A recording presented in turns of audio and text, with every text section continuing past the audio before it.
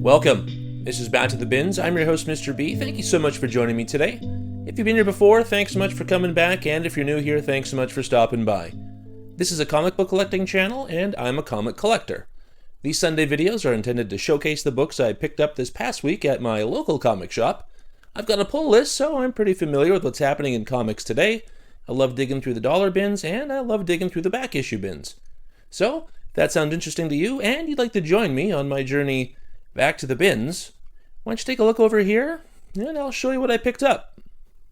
Alright, and like I said, these are the books I picked up this past week at my local comic shop, 204 Comics in Winnipeg, and as per usual, we start in alphabetical order, and that takes us to Marvel, and bring on the bad guys, Loki, issue number 1. This is the Miguel Mercado variant. I love these Miguel Mercado variants. I think they're just spectacular. There's more coming. Look on your FOC if you're interested in this artwork. Also interested in the standalone stories. I like the idea of all these supervillains, as we see right there, seem to have features, and I like that. I'm looking forward to reading this one, and we'll see what else they come out with.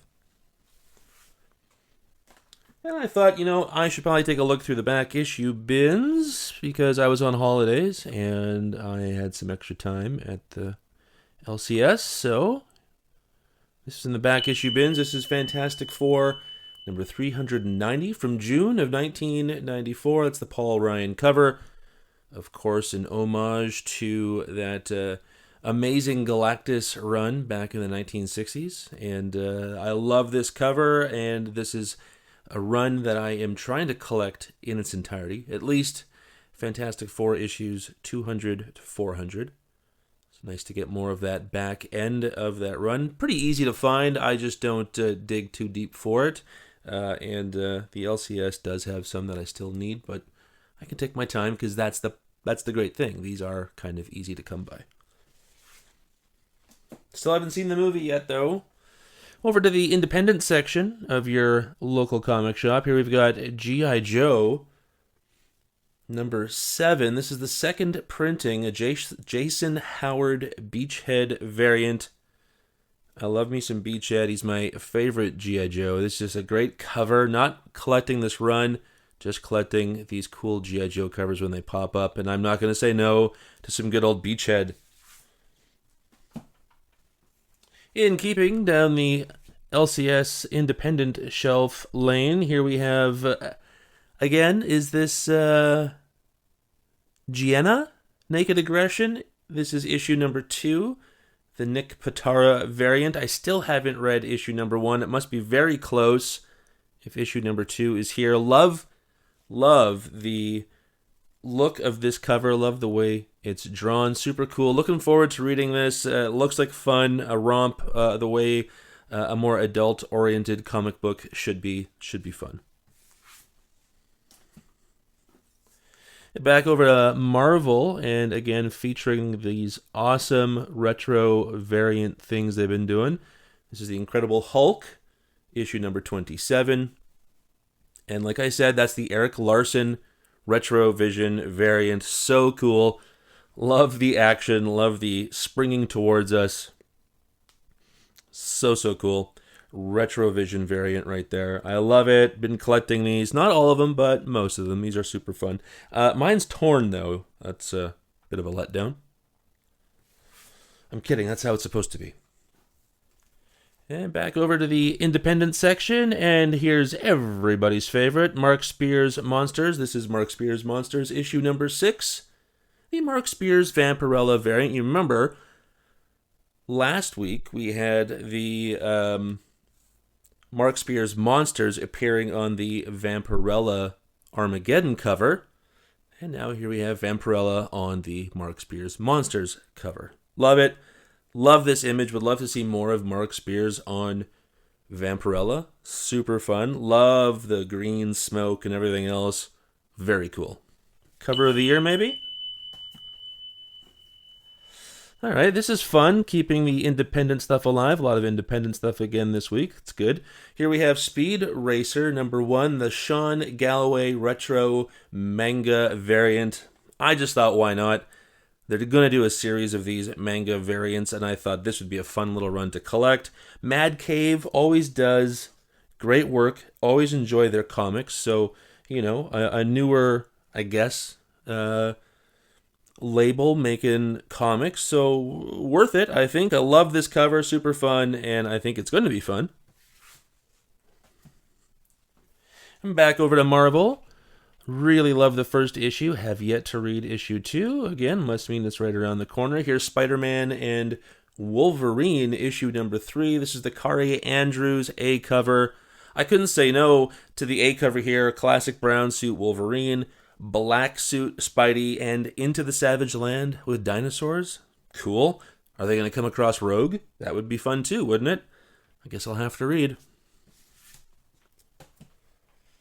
In keeping with Marvel and with Spider-Man, here we have, I think this is a one-shot, Spider-Man versus the Sinister 16, issue number 1, the Terry Dodson A cover. Saw some favorable reviews on this particular issue on League of Comic Geeks earlier today.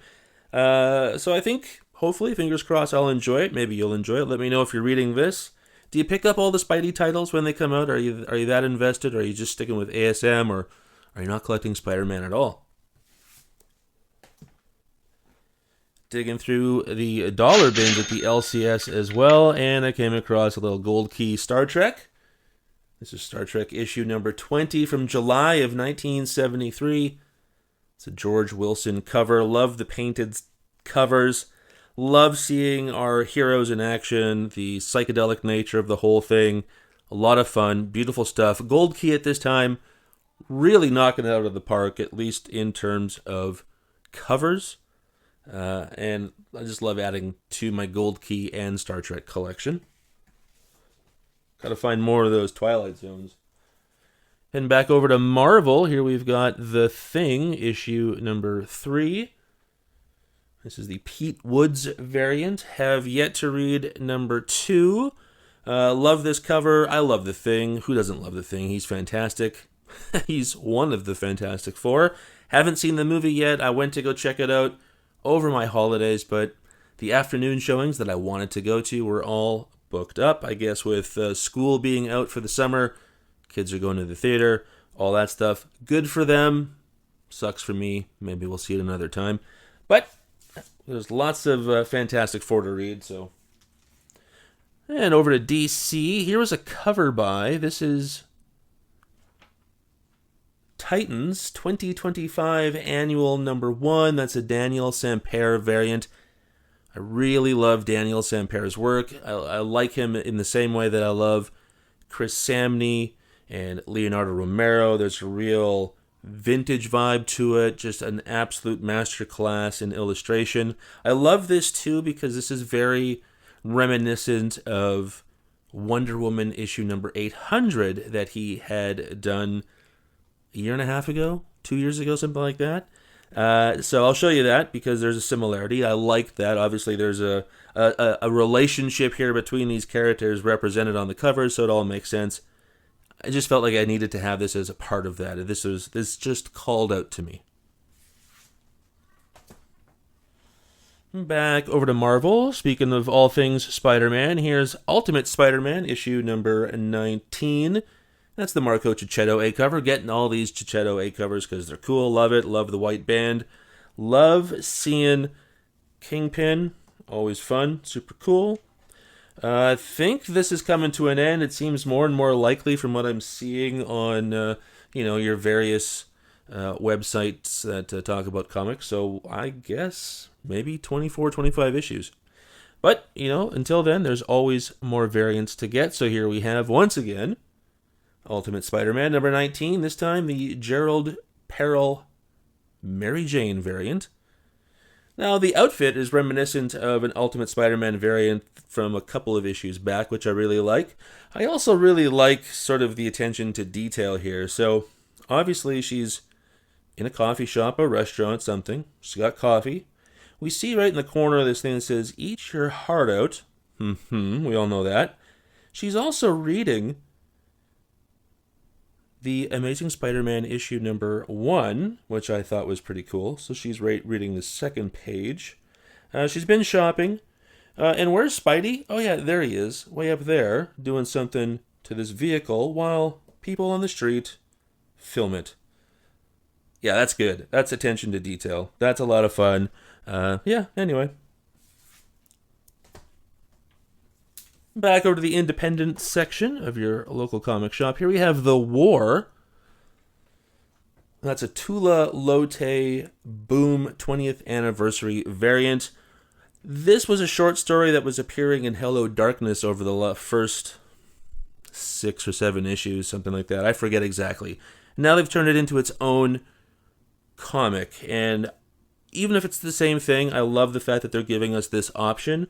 It was probably the highlight of all of those early issues of Hello Darkness, and I'm really interested in just having a neat little collection of it because it was a very cool story about the end of the world.